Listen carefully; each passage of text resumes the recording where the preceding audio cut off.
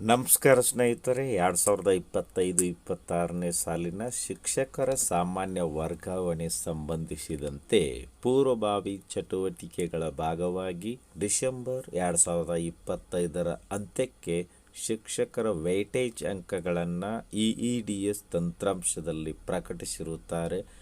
ಶಿಕ್ಷಕರು EEDSಗೆ ಲಾಗಿನ್ ಆಗುವುದರ ಮೂಲಕ ತಮ್ಮ ಸೇವಾ ಅಂಕಗಳು ಅಥವಾ ವೇಟೆಡ್ ಸ್ಕೋರ್ ಚೆಕ್ ಮಾಡಿಕೊಳ್ಳಬಹುದಾಗಿರುತ್ತದೆ. ಯಾವ ರೀತಿ ಚೆಕ್ ಮಾಡ್ಕೋಬೇಕಪ್ಪ ಅಂದರೆ, ಜಸ್ಟ್ ನಿಮ್ಮ ಮೊಬೈಲ್ನಲ್ಲಿ ಯಾವುದಾದರೊಂದು ವೆಬ್ ಬ್ರೌಸರ್ ಓಪನ್ ಮಾಡಿ. ನಾನಿಲ್ಲಿ ಕ್ರೋಮ್ ಅಪ್ಲಿಕೇಶನನ್ನು ಓಪನ್ ಮಾಡ್ತಾ ಇದ್ದೇನೆ. ಸರ್ಚ್ನಲ್ಲಿ EEDS ಅಂತ ಟೈಪ್ ಮಾಡಿ ಸರ್ಚ್ ಕೊಡಿ. ಸರ್ಚ್ ರಿಸಲ್ಟ್ಸಲ್ಲಿ ಕರ್ನಾಟಕ ಸರ್ಕಾರ EEDS ಲಾಗಿನ್ ಅಂತಕ್ಕಂಥ ಒಂದು ಮೊದಲನೇ ಸರ್ಚ್ ರಿಸಲ್ಟ್ಸ್ ಕ್ಲಿಕ್ ಮಾಡಿ. ಈ ಎಂಪ್ಲಾಯಿ ಡೇಟಾ ಸಿಸ್ಟಮ್ ಅಂತ ನಿಮಗೆ EEDSನ ಒಂದು ಲಾಗಿನ್ ಪೇಜ್ ಬರ್ತದೆ. ಲಾಗಿನ್ ಆ್ಯಸ್ ಅಂತ ಇರ್ತದೆ. ಎಂಪ್ಲಾಯಿ, ಆಫೀಸ್, ಸ್ಕೂಲ್ ಅಂತ ರೇಡಿಯೋ ಬಟನ್ಗಳಿವೆ. ಎಂಪ್ಲಾಯಿ ಹಿಂದಿರುವ ರೇಡಿಯೋ ಬಟನನ್ನು ಸೆಲೆಕ್ಟ್ ಮಾಡಿಕೊಳ್ಳಿ.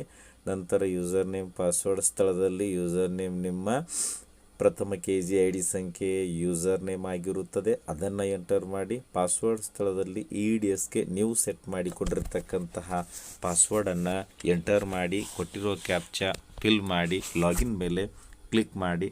ಪಾಸ್ವರ್ಡ್ ಮರ್ತಿದ್ರೆ ಫಾರ್ಗಾಟ್ ಪಾಸ್ವರ್ಡ್ ಕ್ಲಿಕ್ ಮಾಡಿ. ಹೊಸ ಪಾಸ್ವರ್ಡ್ ರಿಸೆಟ್ ಮಾಡಿಕೊಳ್ಳಿ. ನಂತರ ಲಾಗಿನ್ ಆಗಿ. ನೋಡ್ಬೋದು, ಲಾಗಿನ್ ಆದ ನಂತರ ವೆಲ್ಕಮ್ ಅಂತ ನಿಮ್ಮ ನೇಮ್ ಮತ್ತು ನಿಮ್ಮ ಸ್ಕೂಲ್ ನೇಮ್ ನಿಮಗೆ ಶೋ ಆಗ್ತಿರುತ್ತೆ. ನಂತರ ಇಲ್ಲಿ ಬಲಗಡೆ ವೇಟೆಡ್ ಸ್ಕೋರ್ ಅಂತ ನಿಮಗೆ ಇಲ್ಲಿ ನಿಮ್ಮ ಒಂದು ವೇಟೆಡ್ ಸ್ಕೋರ್ ಅಥವಾ ಸೇವಾ ಅಂಕಗಳು ನಿಮಗೆ ಶೋ ಆಗ್ತಿರುತ್ತೆ.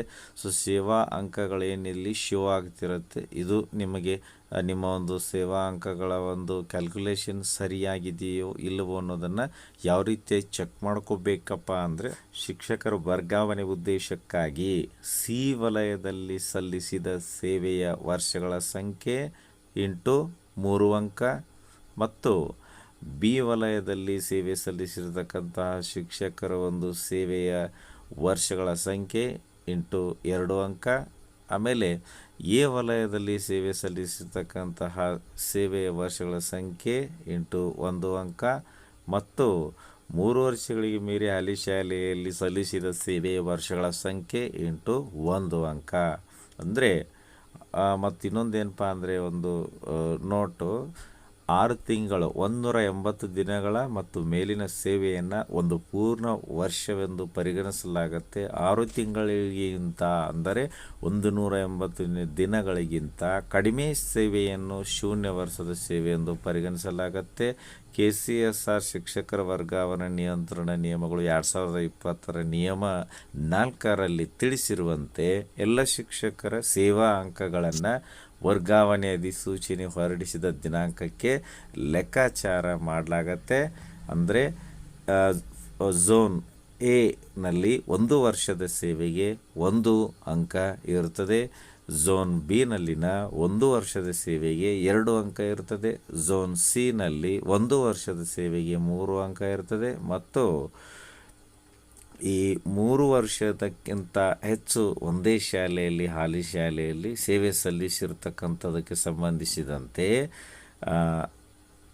3 ವರ್ಷದ ನಂತರ ಅವಧಿಗೆ ಪ್ರತಿ ವರ್ಷಕ್ಕೆ 1 ಅಂಕ ಇರ್ತದೆ. ಮತ್ತು ಈ ಒಂದು ಸೇವಾ ಅಂಕಗಳ ಪರಿಗಣನೆಯನ್ನು 31 ಡಿಸೆಂಬರ್ 2025ಕ್ಕೆ ಇದ್ದಂತೆ ಕ್ಯಾಲ್ಕುಲೇಷನನ್ನು ಮಾಡಲಾಗತ್ತೆ.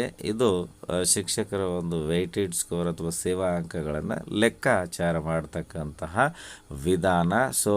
ಈ ಒಂದು ಕ್ಯಾಲ್ಕುಲೇಷನ್ ಪ್ರಕಾರ ನಿಮ್ಮ ಒಂದು ಸೇವೆಗಳ ಒಂದು ವೇಟೆಡ್ ಸ್ಕೋರ್ ಏನು ಡಿಸ್ಪ್ಲೇ ಆಗಿದೆ ಅದು ಸರಿಯಾಗಿದೆ ಇಲ್ಲೋ ಅದನ್ನು ಚೆಕ್ ಮಾಡ್ಕೋಬೇಕು. ಒಂದು ವೇಳೆ ವ್ಯತ್ಯಾಸ ಇದ್ದರೆ ನಿಮ್ಮ ಒಂದು DDO ಆಫೀಸ್ನಲ್ಲಿ ನಿಮಗೆ ಸಂಬಂಧಪಟ್ಟಿರ್ತಕ್ಕಂತಹ ಕೇಸ್ ವರ್ಕರ್ ಅವರನ್ನು ನೀವು ಕಾಂಟ್ಯಾಕ್ಟ್ ಮಾಡಿ ನಿಮ್ಮ ಒಂದು ವೇಟೆಡ್ ಸ್ಕೋರ್ಗಳನ್ನು ಅಪ್ಡೇಟ್ ಮಾಡಿಸಿಕೊಳ್ಳಬೇಕಾಗಿರುತ್ತದೆ.